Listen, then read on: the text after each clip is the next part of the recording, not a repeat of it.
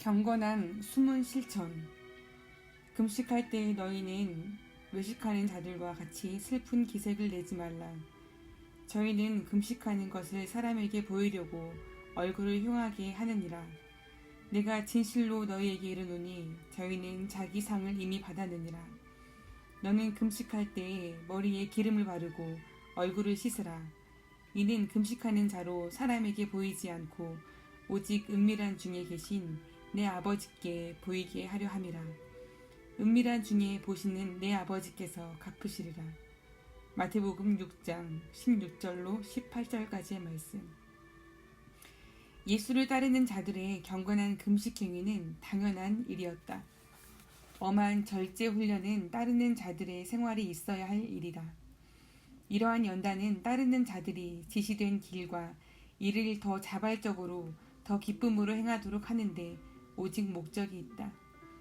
이를 방해하는 이기적 타성이 훈련을 받고 육체가 굴복되며 벌을 받는 것이 절제적 훈련에 있고 그리스도적 생활의 특이함이 세상에서 가장 잘 드러난다. 철저한 비금욕적 생활, 육체의 모든 욕정을 허용하는 생활, 시민의 법이 허락한 것일지라도 그것은 그리스도를 봉사하지 못할 것이다. 배부른 육체는 기도하기를 좋아하지 않으며 주기적 봉사에 흥미를 가지지 않는다. 그래서 제자의 생활은 엄격한 외적 훈련을 필요로 한다.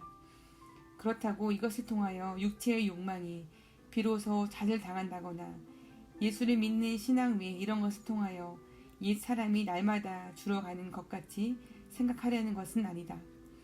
믿는 자가 자기 의지를 꺾고 따르는 자가 옛 사람을 예수 그리스도 안에서 죽인 자가 날마다 일어나는 자기 육체의 반란과 교만을 더 잘하는 것도 사실이다. 그는 자신의 태만과 방종이 오만의 근원, 근절되어야 할 일인 것도 잘 알고 있다. 이 근절은 절제에 의하여 날마다 엄격하게 훈련하는 것으로 달성할 수 있는 것이다. 영은 원하나 육체가 약하다는 말은 훈련을 부지런히 하는 제자에게 맞는 말이다. 그러므로 깨어 기도하라 영은 제자의 길을 잘 알고 그 길을 갈 용의가 있으나 육체는 비겁하여 이 길이 어렵고 불확실하며 힘이 든다. 그리하여 육체가 성하면 영은 침묵하게 되고 만다. 영은 무조건적인 원수애를 예수의 계명에서 옳다하나 육체의 항의가 너무 강하여 그것이 행동에 옮겨지지 않는다.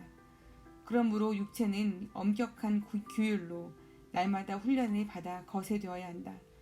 기도에 의한 그날의 훈련과 하나님 말씀의 끊임없는 연구, 또 절제와 규율에 의한 여러 가지 육체의 훈련이 이것을 도울 것이다. 날마다 겸손하려는 노력에 대한 육체의 반항은 정면적 충돌로 시작하나 후에는 성령의 말씀, 즉 복음의 자유라는 이름 뒤에 숨어버린다. 율법의 구속과 자기 학대와 고행에서의 소위 복음적 해방이 규율, 훈련, 금욕의 복음적 옳은 응용을 농락하고 멸시할 때 기도와 하나님과의 대화에서 육체적 생활의 방종과 무질서가 그리스도적 자유라는 이름으로 용납될 때 예수의 말씀에 대한 반항은 사실 무엇인지 뚜렷해질 것이다. 이때 따르면서 볼 수 있는 일상 생활의 특이성이 사라지고 제자의 생활의 훈련에 제공하는 참 자유와 기쁨의 특수성도 없어질 것이다.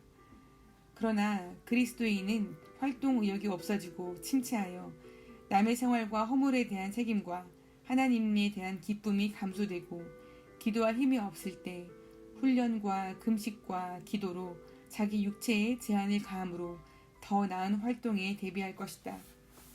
이때 그리스도인은 절제 대신 신앙 혹은 말씀에 의뢰한다는 이론은 공론에 불과하다. 이 이론은 무자비한 것일 뿐만 아니라 아무런 유익한 힘도 제공하지 못한다. 만일 신앙생활이 육체에 대한 영의 무제한한 가지각색의 싸움이 아니라면 도대체 무엇이라는 말인가? 기도가 귀찮고 성서의 말씀이 싫으며 자는 것과 먹는 것, 성적 재미에 하나님에 대한 기쁨을 늘 잃어버리는 사람이 어떻게 신앙생활을 한다는 말인가?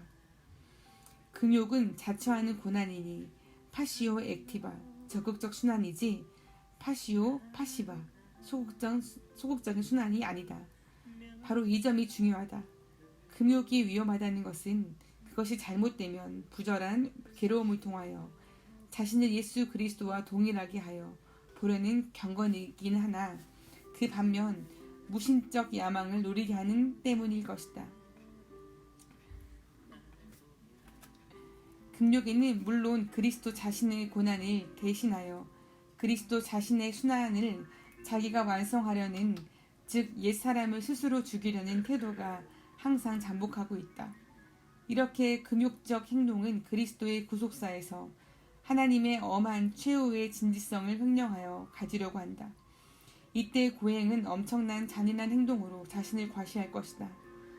오직 그리스도의 순환에 따라 더 나은 봉사와 더 심오한 겸손에 이바지해야 할 자진하여 당하는 순환이 여기서는 주님의 순환 자체를 잔인하게 그려놓는 만화가 되어버린다. 여기에 보이고자 하는 의욕이 깃들이면 이 고행은 형제들에게 잔인한 야만적 억압을 제공하는 데 그칠 것이다. 이 고행은 이미 스스로 구원의 길 자체가 되어버린 것이다. 그의 상도 사람 앞에 보임으로 공개되어 이미 진하고 만 것이리라. 머리에 기름을 바르고 얼굴을 씻으라. 이 말씀도 한층 더 승화된 향락이나 자기 칭찬에 이바지하는 기화가 되어 이 말씀은 완전히 잘못 해석 파악될 수도 있다. 여하튼 이 말씀은 겸손을 위한 자발적 훈련에서도 철두철미 겸손하라는 것이며 누구에게도 그것을 비난과 율법으로 짐이 되게 해서는 안 된다는 것이며 오히려 그것으로 주님께 봉사할 수 있는 것을 감사하고 기뻐하라는 것이다. 그렇다고 그리스도인의 전형적 태도인 누구에게나 싱글벙글 웃는 얼굴을 가지라는 것도 아니다. 그리스도인의 참된 은밀한 행동, 눈이 자신을 보지 못하고 단지 다른 것만 볼 수 있듯이 자신을 모르는 겸손을 뜻하는 것이다. 이 숨은 것은 언젠가는 반드시 공개될 것이나 오직 하나님에 의한 것으로 결코 자기 자신에 의하여 될 것이 아니다.